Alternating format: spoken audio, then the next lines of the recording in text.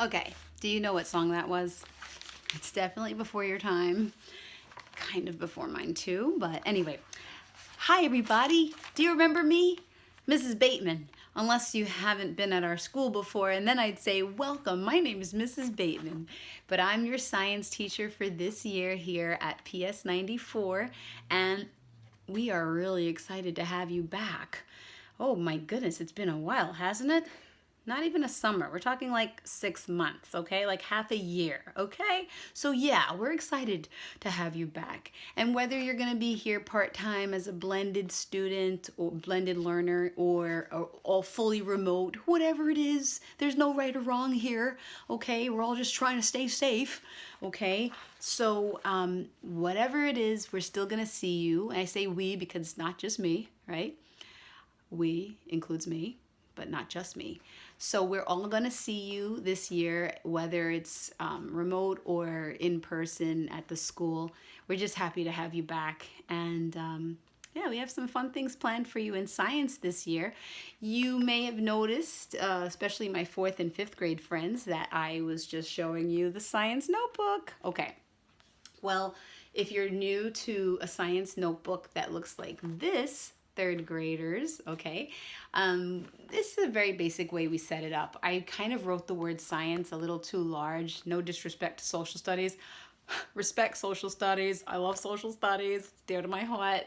But you might be sharing your book this year with social studies or maybe a different subject. So you can definitely ask your teachers what your, meaning your homeroom classroom teachers, what they would like you to split your notebook with this year. But just in case you want to have science in the front of the book, because it's the best subject, or I don't know, whatever it is, whatever you decide with your teachers and your family, I was just showing you a way you could set it up, okay? So, and when I say that you could, I mean do it. Okay, so we open it up, and by the way, oh, I forgot to tell you, you should totally decorate your science notebook. I just got this one today, so I didn't get to put all my pictures on it, but any science related field that you really, really like, I will be asking to see. I will give you 2 weeks. I'm being generous. I'm going to give you 2 weeks to decorate your science notebook to make it reflect what parts of science are most interesting to you. Notice that I said parts of science. That's because everything is science and you might have more than one interest. So, you know, outer space, animals, engineering, airplanes, I don't know, whatever you like. It almost all is science. So why don't you go ahead and find some really cool pictures, or maybe yourself, maybe you took a trip someplace. Before you go and take those family photos, make sure you ask your parents, obviously, and then just decorate. Make this thing, or I shouldn't say that. I should say just half of the notebook. Whatever, it's okay with your teachers, like I said. Okay, but that's the outside. Let's get to the inside. You're gonna need a table of contents.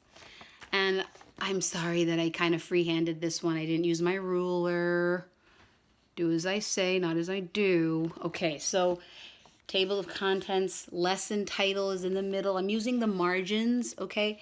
Page number on the right side. A, meaning like the first of the pages for the table of contents. You will fill these up. You will. Then there's B, okay?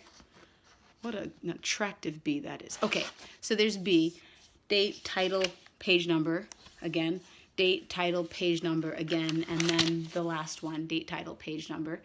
And you're gonna, each line, every time there's another lesson, right? So for example, if I say, I'm gonna use my pencil, but I don't have one right now, so I'm gonna just pretend my orange marker is my pencil.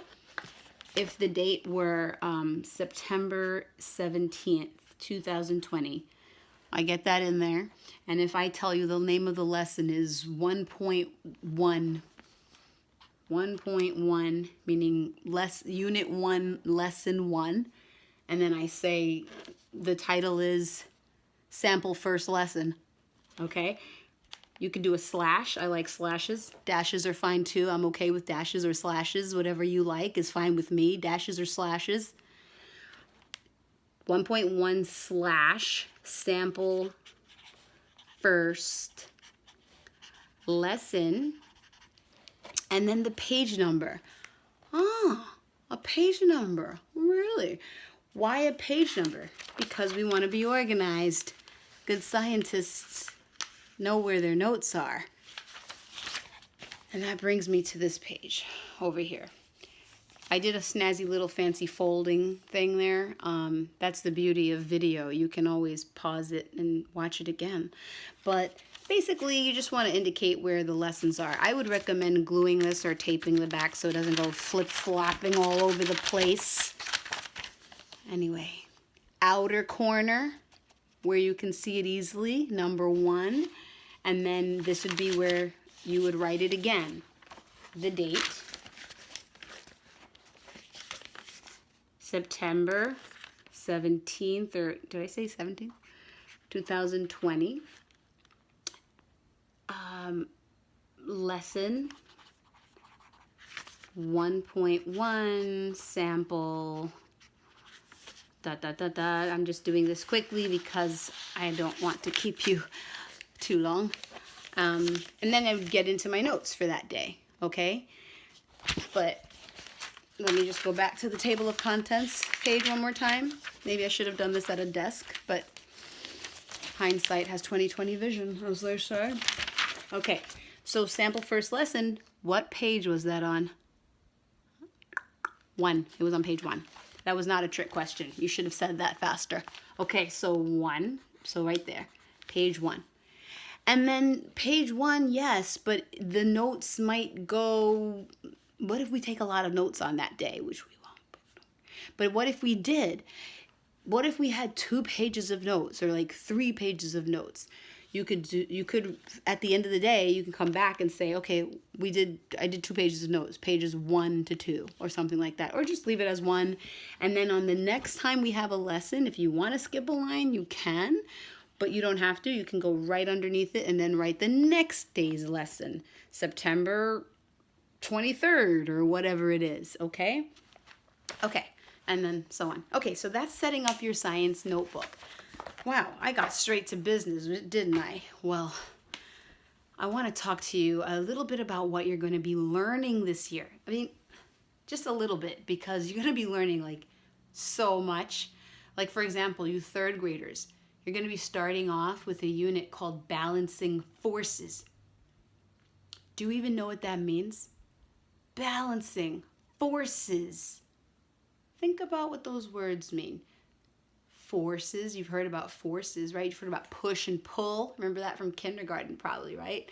So that's your first unit. I'm not going to go into depth right now. I just wanted to tell you the titles, what to look out for, what to look for in terms of logos when you get onto your Amplify site.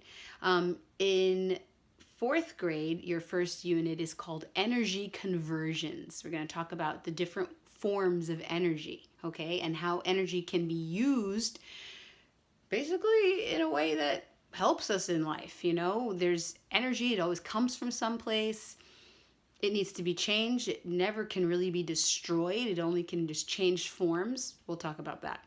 And you 5th graders, you think I forgot that we never went over our energy conversions test? I didn't forget. As a matter of fact, it took me so long to grade those that I never got to give them back to you before the pandemic hit. And I had your tests. And I said, oh my goodness, what am I going to do with these tests? I'm going to keep them for 6 months. So that's what I did. I have your tests, and I would like to start our year, even though our technical first unit is really called Patterns of Earth and Sky, you outer space lovers. Well, guess what? We are going to take a step back, and we're going to take a look at how we answered questions on the energy conversions test. Why are we doing that? A, because I think you deserve it, and B, because there's another great thing that's going on with the Con Edison company that most of your parents pay their electrical bills to. And that wonderful company said they're going to give back to the 5th graders, and they're giving you some free stuff. At least that's what they told me. And so I would like you to still have it fresh in your mind how energy gets converted, and I don't know if you do. So we're going to just revisit that, okay? And we're also going to talk a little bit about how we can answer questions this year. Guys, Science, is not just about the scientific method. People hear that term, the scientific method, and they think, oh, we have to do it this way. And if not, it's wrong. Guys, it's not a method like step 1, step 2, step 3, step 4. No. You might jump out of order. You might do one of those steps more than one time. That's okay. That's what science is about. It's really like an exploration, a thirst, a quest for knowledge, okay? So I just mentioned questions. It involves really, instead of calling it the method, I want you 3rd, 4th, and 5th graders to think of it as what we call best practices, things that scientists do, things that are just good habits of a really great scientist. I want you to just pause me for a moment. There are 8 that I'm going to share with you of what I mean by best practices, but would you just pause me and think for yourself for a moment, what would be a really great practice of a scientist? I mean, we're in a pandemic, right? The leaders out there are relying on the information that's coming to them from the scientists. So think about it. What should scientists be doing? Go ahead, pause me. I'll give you a pause me pose. No, you don't like it? Okay. I'm going to stick with this one. Go ahead, pause me.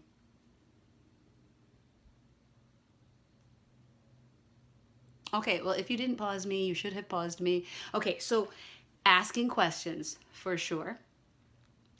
Developing and using models.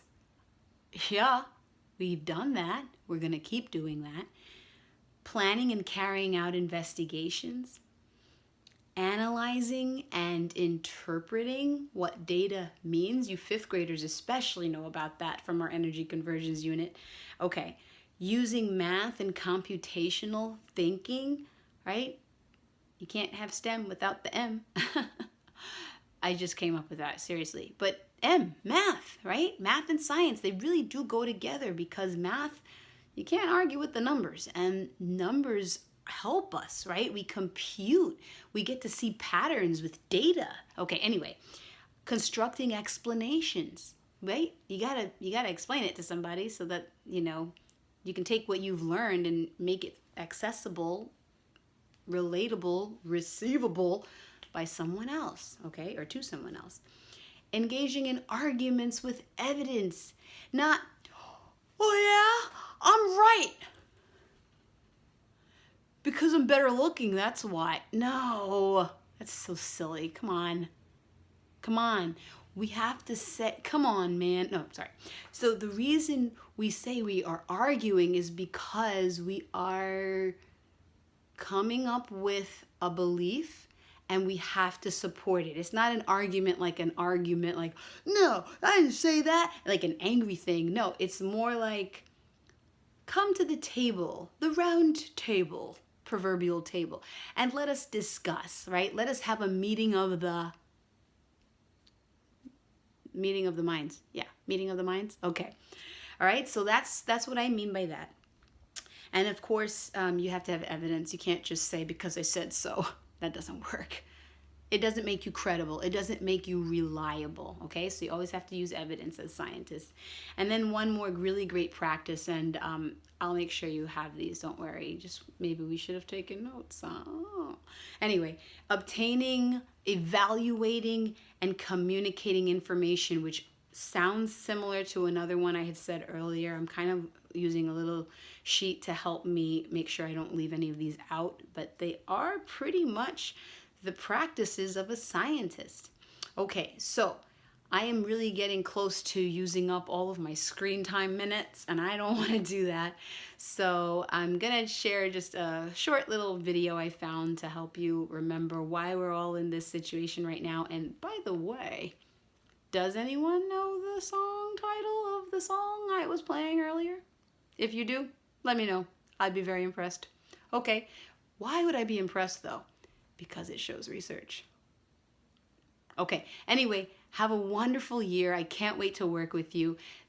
Work on those science notebooks. That's your first homework. Okay, Have a wonderful day. Bye.